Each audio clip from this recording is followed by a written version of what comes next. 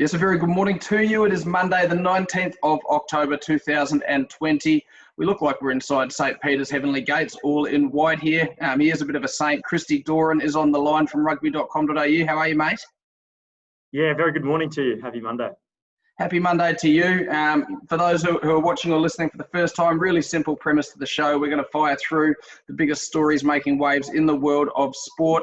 And we're going to do it in around about 20 minutes to get a short, sharp, up-to-speed summary for you. And we've been up early scouring the papers, but it won't surprise you that there's three pretty big stories we're going to delve into today, that being the Bledisloe 2, the loss for the Wallabies at Eden Park yesterday, 27-7, and also the upcoming AFL and NRL Grand Finals and how the teams qualified to get there. That's what we'll be discussing today. But let's start with rugby union.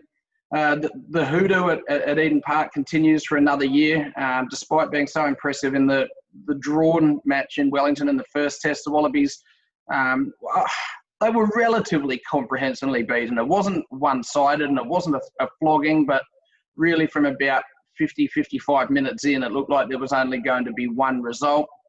Paul Cully in the Sydney Morning Herald, he does in his Tight Five column, he looks at five of the big stories out of the game. The five that he's found here was the first one being that the Wallabies were simply buried in an avalanche of their own mistakes. It was hard to keep count of the errors, Cully writes, but 3 second-half mistakes in close succession, being Marika Korobetti's failure to finish in the corner, Brandon Paenga-Amosa's double movement on the try line, and Jordan Petaya's careless carry that led to Sam Cane's try after 54 minutes being the three that ultimately tipped the game in New Zealand's favour. There was a litany of missed tackles and also some disappointing offload attempts as well. He also looks at the birth of rugby's next superstar in Caleb Clark for the All Blacks, the way in which the New Zealand team targeted Taniela Tupou, both at the set piece but also in the loose. He looks at Brandon Paenga-Amosa, who made his first Wallabies appearance in 2 years and was pretty impressive, it must be said, in the hooker jersey, and also what happened when Matt Toomua went off injured.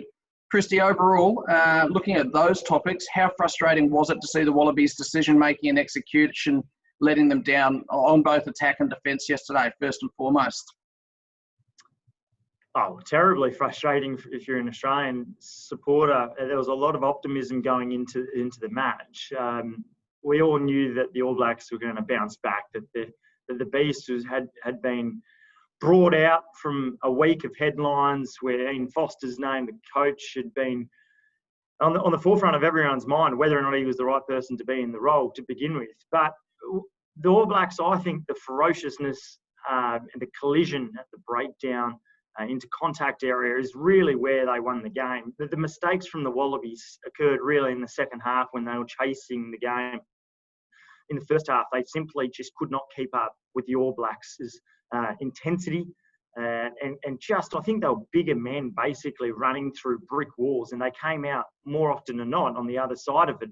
And when you're chasing the game, you do pop passes, you do throw offloads, and we saw many of those and few of them stuck. And one thing that we noticed and we saw from Bledisloe 1 was that the Wallabies hardly made a handling error. There was only one or two handling errors. There was multiple in Bledisloe 2, and they came when the Wallabies were chasing the game. Yeah, you look at the Wallabies team, a fair few guys backing up from that first test who haven't played a lot of test footy, and the reality is that in a funny old year from a Super Rugby perspective, to have that match intensity and the ability to cop another 80 minutes of pain for say, a Matt Phillip and guys like a Harry Wilson, Hunter Paisami, Tom Banks, who, just the intensity of being able to back up and play at the same level for a second 80 minutes is an incredibly tough challenge. I think that's probably why we saw Pete Samu not selected for the second test. I think to suggest he was dropped, I would think would be unlikely, and it would be more the toll that the physicality and the intensity of the first test took on somebody like a Samu. But, the ability for Beauden Barrett, for Caleb Clark to slip through the Wallabies defence like a hot knife through butter, it was a pretty ominous looking first half, and the Wallabies, while they went in at 10-7 and still well and truly in the mix, it was pretty clear that if Ian Foster was able to rouse his troops, that the match was there for the taking. Yeah, and that's how I saw it as well. Like Caleb Clark, 107 kilos, 185 centimetres, it was a Jonah Lomu-esque performance. And I know that Morgan Teranui had made that comparison earlier in the week on the Rugby Ruckus podcast. He was outstanding. It was a surprise not to see him there last week. Beauden Barrett, he just has that X factor, that extra bit of pace that few other players in the world have. And when you have that, the pace off the back of a tight 5, a forward pack of 8 that are getting over the gain line. People have criticised Nick White and James O'Connor in the post-match. The reality is that the All Blacks just put so many people and really hit the breakdown hard, and their line speed in defence was so quick that they just cut the speed, the time, the space that was there a week earlier right down. And that's why they couldn't play with any ball, because their forward pack, unfortunately, was absolutely second best. Yeah, I won't even talk about the offside line and the officiating of that when the All Blacks play, because I think it's a genuine scourge in world rugby at the moment. And I thought there was some pretty dubious allowances in that space yesterday. But let's quickly look at a couple of the positives. I'm going to go out on a limb and say that I thought, while it would have been great to see Nick White carry the ball more, I thought his delivery was fantastic again. There was some really crisp passing from him. We saw some nice interplay in that 9, 10, 12 axis when Toomua was on the field at times. I thought Brandon Paenga-Amosa, he really put his best foot forward. I agree with Paul Cully. He's probably earned the opportunity to have another crack at that number 2 jersey. Ned Hannigan, a little bit rocks and diamonds in terms of giving away a couple of critical penalties in the second half. But, for a guy who's been much maligned and pretty unfairly maligned at different stages of his career, I thought he was great taking the ball into contact and, probably showed more of an ability to bend the line than we've seen from him in the past. And maybe that's something that, he's been working on. But also his enthusiasm hitting rucks and making contests. Same with Harry Wilson after an incredibly tough week for him, which saw him in hospital on a drip. There was one moment when he came flying into a ruck, possibly not quite legally, but the enthusiasm that he came in from about 5 metres away and soaring over the top for a clean out, I thought was just unbelievable. So the enthusiasm's there, and there are still some positives. The Wallabies are still in this Bledisloe Cup battle with 2 matches to go. They are, and I put that to Ned Hannigan in the when he and Jordan Bataille were up to interview a couple of hours after the game, and asked him, going over to New Zealand, if they were told that they would still be in the contest, would you take it? And they were very flat, the two of them. I think, yes, they essentially said, sure, we probably would, but no one goes over there hoping that you're just going to come away with a draw. You're right, the series is still alive. Australia had to win 2 of the remaining 3 matches. Now they have to win both of them. They're both on home soil. They'll have a week off, which is much needed. It's the toughest thing in the world, playing 2 or 3 tests against the All Blacks in a row. Good luck playing 4. So that's the big question, depth, whether or not the Wallabies can back up. Who's going to be on the injury casualty list? It looks like Matt Toomua is going to be. And who might come into that midfield? It's a huge question. Well, that's where we're going to finish with one last quick bit, and it comes off the back of Wayne Smith's article in the Australian today, and he looks at that 12 jersey. It looks like Toomua was in a lot of pain with that adductor injury, re-injuring a problem that he had during Super Rugby, and tried to carry on, but that was pretty quickly apparent that he wasn't going to be able to. Hunter Paisami switched to 12, and Dave Rennie injected Jordan Petaia at 13.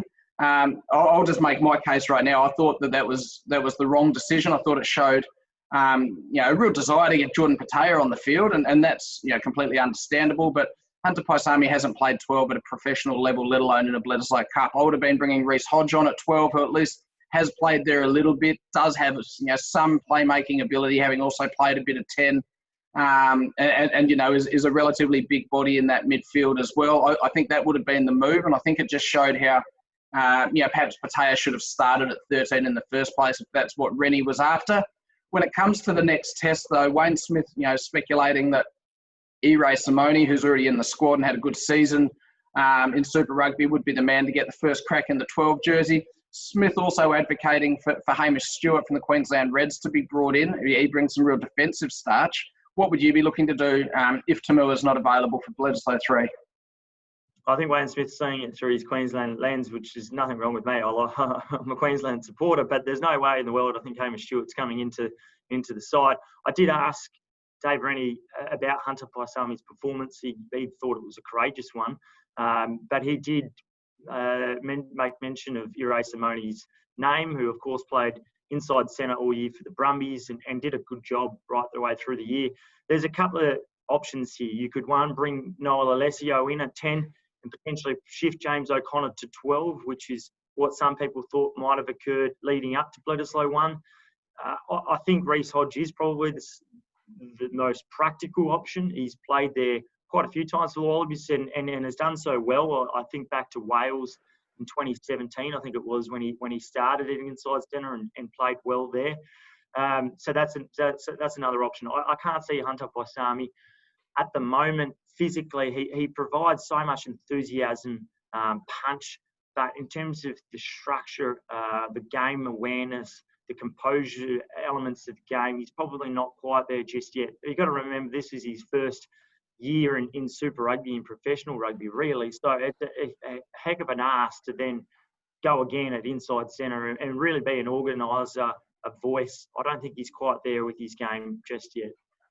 Yeah, I'm with you, and I think that there's two options. I think that you either bring in a Lolosio or even a Will Harrison at 10 and shift O'Connor out to 12, or you do start Hodge in that 12 jersey. I think goal kicking will be really important in the third Bledisloe. If you had a Will Harrison, he probably takes over the duties there. He was superb from the tee during Super Rugby, or even just I think I'm certain after Bledisloe 1, with Reece Hodge nearly winning the game and from 65 metres late in that test, I'm certain Ian Foster would have put a real emphasis on not giving away any penalties if Hodge was on the field and within range in Bledisloe 2. And that nervousness and hesitancy can sometimes breed mistakes. So I think having Hodge on from the start and the All Blacks knowing that you have this goal kicking option from 2/3 of the field, could bring an added element for the Wallabies. We're going to move to AFL, and we've spent lots of time on the rugby, but that's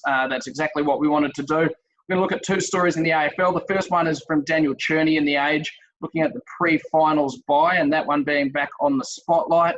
The potential pre-finals bye has seen both qualifying final winners missing out on making it through to the grand final. Port Adelaide and the Brisbane Lions both prevailed in the first week and earned that week off, but they were then beaten on their respective home decks in the preliminary finals by Richmond and Geelong.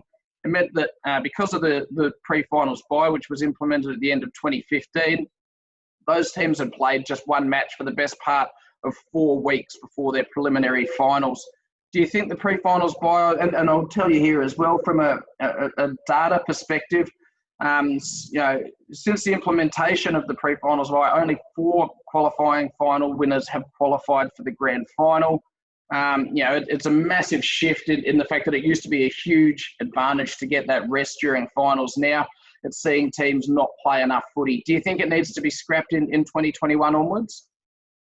Well, it's a question that was put to Chris Fagan after the Brisbane Lions' heavy defeat, and he himself said it's a good question. He made reference to the fact that there was usually you'd be playing upwards of 18, 19, 20 games throughout a season, but because of the condensed season, because of the shorter quarters, they were effectively only playing 12 or 13 games leading up to the finals, a couple of byes throughout that period right at the end as well. It's something that you'd think be looked at. Momentum's a huge thing leading into finals. I think, momentum for a young side like the Lions, you probably just want to keep going rather than allow them to get in the minds, think too much about the moment, which is a Saturday evening a couple of weeks in advance. They were second best right the way throughout the evening against Geelong, and their experience, their big name players really stood up, didn't they? Once again, Richmond, Geelong, though, they've been two sides in the last decade that have been outstanding. Richmond going for another flag. Geelong, we've made mention of the fact early in earlier pods that they have to be able to stand up and win the big one. Chris Scott has an opportunity to now win the second one, and certainly he'll be out for it. Going back to the earlier question, though, should it be scrapped? Probably. If you look at what they're trying to do, which is help benefit the side that's finished higher up in the table, and that's clearly not benefiting them, well, then they've got to readdress that, don't they? Yeah, I think they absolutely do, particularly in the scope of the shortened season. If we just quickly look at that AFL Grand Final, Sam Landsberger with a cracking preview today in the Herald Sun. A couple of the storylines that stood out to me, one being Geelong being 5-0 at the Gabba this year with a monster percentage of 228.5. But then Richmond, obviously, they've won 5 of the last 6 they've played against Geelong. They've triumphed in 2 of the last 3 AFL Grand Finals, and in round 17, they kept Geelong to their lowest score since 2001. How do you see this one playing out, and what's the storyline that you're really looking to in the AFL Grand Final? Well, Chris Scott, I love the fact that former Brisbane Lion man is coaching Geelong. He's come under a lot of fire about not being able to stand up in big finals fixtures, and none bigger than the final on his own, on his former ground at the Gabba. I think that's awesome. I love it. It's the round 17 fixture is what a lot of people were coming back to, where Geelong were smashed by Richmond. But you look at the two sides, and both teams have had huge inclusions since then. And you look at Joel Selwood coming back in, Gary Ablett coming back in. They missed that fixture earlier on in the year. There's a couple of, this is a bit of an end of an era almost for Geelong. So I think from that perspective, it'd be great to have a fairy tale finish for a number of them. Yeah, Gary Ablett, what a fantastic player he's been. It would be a fairy tale for him to finish with a premiership.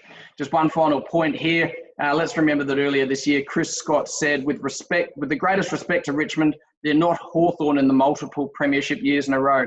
I don't think they're Geelong, St Kilda or Collingwood through that sort of 2009-10 period either. So a very poorly disguised swipe at the Tigers earlier this year, and I dare say that that'll be pinned up on notice boards around the Richmond hub this week. Also really looking forward to seeing Patrick Dangerfield up forward, I would have thought, for the Cats. If he can kick 2 or more, Geelong win. You've heard it here first. Our final story this morning, we turn to the NRL Grand Final. Melbourne comprehensive victors over the Raiders on the weekend. Then in a tighter affair, the Penrith Panthers kept their unbeaten streak alive with a narrow 20-16 win over a pretty gallant South Sydney Rabbitohs team who, I don't think at the halfway stage of the season, many would have predicted that they would be in a prelim and be in contention to win it. So it is a Panthers-Storm final. Penrith probably should have won by a lot more, as Adrian Pashenko tells us in the Herald. They probably let the Rabbitohs in a little bit. Andrew John said in commentary for Channel 9 at one point, Penrith should be up by 40 with the opportunities they've had. How critical is it if Penrith are going to win this grand final on Sunday that they take advantage of their opportunities against, let's face it, a more ruthless side in the Melbourne Storm who won't pass up any free hits? Oh, well, we saw in the Bledisloe fixture on the weekend, finals footy, but sport in general is about taking your chances. You don't get 1,000 of them. And the Panthers, they blew a couple, probably none bigger than when, I think it was James Mansell on the left wing threw a forward pass when the Panthers were definitely going to be over. We saw the Storm run out and score 3 tries inside 10, 11 minutes on the weekend against the Raiders. Cam Smith then banging over a penalty in the 16th minute as well. The Storm have this amazing ability to be able to take those chances. They've got really experienced level heads, and we speak about fairy tale finishes. There's none bigger than perhaps Cam Smith, who could end up as the game's greatest ever player. He, I think, will be the difference in this fixture. We know that Nathan Cleary has been unbelievable in 2020, probably shapes as the Dally M favourite, you would think. The Panthers, 17 undefeated matches in a row. I just come back to the Cam Smith factor. When you look at these two sides, there's one name that just stands out above them all, and it's the composed head.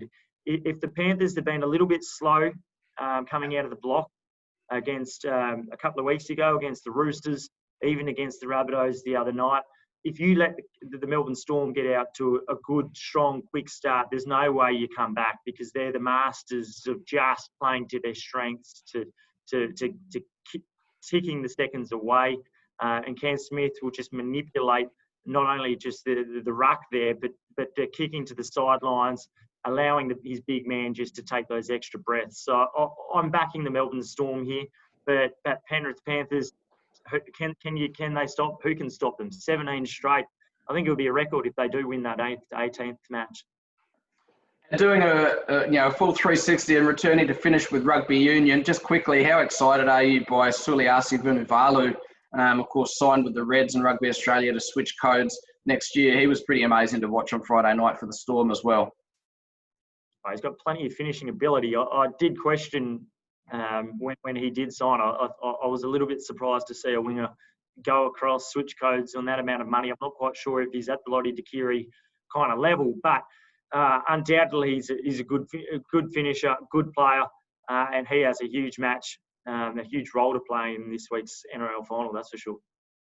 I'll tell you, Christy, there's not many at a Lottie Takiri level, and that's on and off the field. One of the great characters of Australian rugby. Mate, fantastic to catch up with you. This is going to be the last week of the Best On Ground Weekday Kickoff for 2020. So I need to thank you for being, the original test co-pilot, being with me throughout the journey this year, and bringing so much knowledge and nous and insight into everything we've discussed, and giving up your time so freely. It's been an absolute pleasure having you on the program so regularly, Christy. Thanks, Pete. No worries. Look forward to it in 2021. And let's get those borders open properly soon so that we can enjoy a glass of Moet, generally our tipple at this time of the year. You've been watching and listening to the Best On Ground Weekday Kickoff. We'll see you again tomorrow. Cheers.